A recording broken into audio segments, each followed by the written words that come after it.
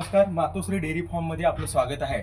शेतकरी मित्रांनो, हा जो व्हिडिओ बनवण्याच्या पाठीमागचं कारण म्हणजे हा जो तुम्हाला हौद दिसतोय पाण्याचा, हा पाण्याचा हौद आपल्या गोठ्यातील जनावरांच्या पाण्याचा हौद आहे.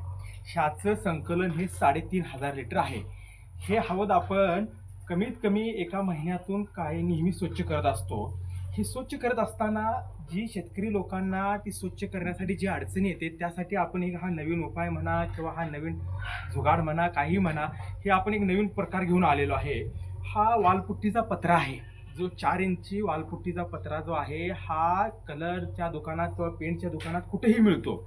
हा पत्रा तुम्ही जे भिंतीला पाण्यात हौदाला जी क्षार म्हणा, शेवाळा म्हणा, जी काही घाण लागलेली असते ती स्वच्छ करण्यासाठी ह्यानं एक नंबर स्वच्छ होते. हा पत्रा तुम्ही दुकानात हे मी पूर्ण स्वच्छ केलेला आहे. हे पहा, हे किती स्वच्छ झाले बघा.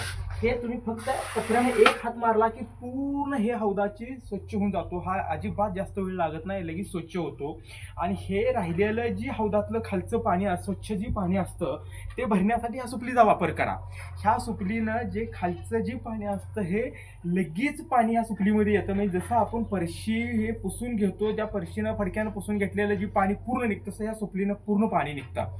त्यामुळं फरशी हवं धुण्यासाठी ही सुपली, खाली पाणी भरून घेण्यासाठी सुपली व साईडच्या भिंतीचं स्वच्छ करण्यासाठी ह्या पत्र्याचा वापर करा. जो 4 इंची पत्रा आहे हा एकदम स्वस्त आणि 20 या 30 रुपये ह्याची किंमत आहे काय तर, पण काम लय भारी करते. आणि पाण्याचा हौद हा नेहमी जनावरांसाठी स्वच्छ ठेवा, कारण पाण्याचंही पंजाबमध्ये काही लोक हे pH मेंटेन करतात.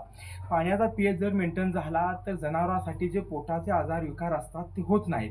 कारण तुम्ही जास्त वेळ जर हौद स्वच्छ नाही केला पिण्या पाण्याचा, त्यात आळ्या होणं, शेवाळ होणं, ह्यामुळे जनावरांना त्यात दूषित पाणी पिऊन हे त्या जनावरांना बाधिकार होतो. त्यामुळं हौदाचं पाण्याचं त्या जनावरांसाठी स्वच्छ ठेवा. जसं लक्षात घ्या, आपण पिण्यासाठी जे योग्य पाणी वापरतो ते जनावरांना देण्याचा प्रयत्न करा. धन्यवाद शेतकरी मित्रांनो.